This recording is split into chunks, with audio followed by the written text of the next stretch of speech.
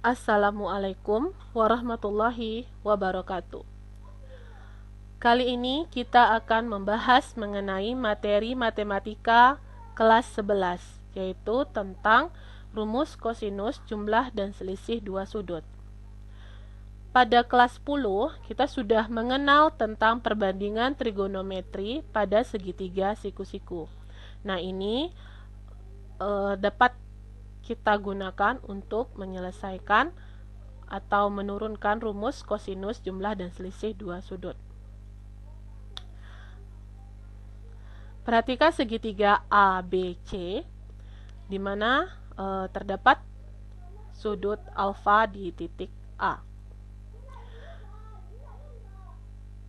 Panjang sisi AC itu disebut dengan sisi miring, sedangkan panjang sisi AB itu biasa disebut dengan sisi samping sudut alfa.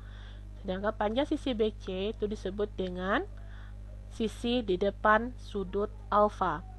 Nah, ketiga informasi ini biasanya digunakan untuk menentukan nilai dari sin, cos, tangen dari sudut alfa, di mana nilai sin alfa dapat ditentukan dengan mencari panjang sisi di depan sudut alfa per panjang sisi miring, atau BC per AC. Cos alfa sama dengan panjang sisi samping sudut alfa per panjang sisi miring, atau AB per AC. Tangen alfa itu sama dengan panjang sisi di depan sudut alfa per panjang sisi di samping sudut alfa, atau sama dengan BC per AB. Nah, informasi ini akan digunakan untuk menurunkan rumus kosinus, jumlah, dan selisih dua sudut. Yang pertama ya kita akan tentukan rumus dari kosinus jumlah dua sudut. Perhatikan gambar segitiga. Pada gambar segitiga terlihat bahwa besar sudut AOB sama dengan besar sudut A, dan besar sudut BOC itu sama dengan besar sudut B. Sehingga besar sudut AOC itu sama dengan besar sudut A ditambah dengan besar sudut B. Koordinat titik A itu 1,0. Koordinat titik B adalah cos A, sin A. Koordinat titik C, cos A tambah B, sin A tambah B. Sedangkan koordinat titik D adalah cos min B, sin min B, atau boleh kita tuliskan cos B, min sin B. Dari gambar terlihat bahwa panjang sisi AC itu sama dengan BD. Kalau kita kuadratkan, akan dapat AC kuadrat sama dengan BD kuadrat. Dengan memanfaatkan 5 informasi ini, kita dapatkan cos A tambah B kurang 1 kuadrat tambah sin A tambah B kurang 0 kuadrat sama dengan cos B kurang cos A kuadrat ditambah min sin B kurang sin A kuadrat. Nah, kita akan kuadratkan. Pertama, cos A tambah B kurang 1 dikuadratkan, hasilnya adalah cos kuadrat A tambah B dikurang 2 cos A tambah B tambah 1. Sedangkan sin A tambah B dikurang 0 dikuadratkan adalah sin kuadrat A tambah B. Sama dengan cos B dikurang cos A dikuadratkan adalah cos kuadrat B dikurang 2 cos B cos A. Ditambah min sin B dikurang sin A kuadrat itu sama dengan sin kuadrat B ditambah 2 sin A sin B ditambah sin kuadrat A. Di kelas 10 kita sudah mempelajari juga bahwa sin kuadrat A ditambah cos kuadrat A sama bernilai 1. Nah, di sini dapat kita lihat bahwa cos kuadrat A tambah B ditambah sin kuadrat A tambah B itu nilainya 1. Begitu juga dengan cos kuadrat B ditambah dengan sin kuadrat B nilainya 1. Cos kuadrat A ditambah sin kuadrat A nilainya juga 1. Sehingga kita peroleh 2 dikurang 2 cos A tambah B sama dengan 2 dikurang 2 cos B cos A tambah 2 sin A sin B. Bentuk ini kita sederhanakan sehingga kita dapatkan 2 cos A tambah B sama dengan 2 cos A cos B dikurang sin A sin B. Sehingga kita peroleh rumus untuk cos A tambah B sama dengan cos A cos B dikurang sin A sin B. rumus untuk cos A tambah B sama dengan cos A cos B dikurang sin A sin B ini akan kita gunakan untuk menentukan rumus cos A kurang B, di mana cos A kurang B itu sama dengan cos A tambah min B.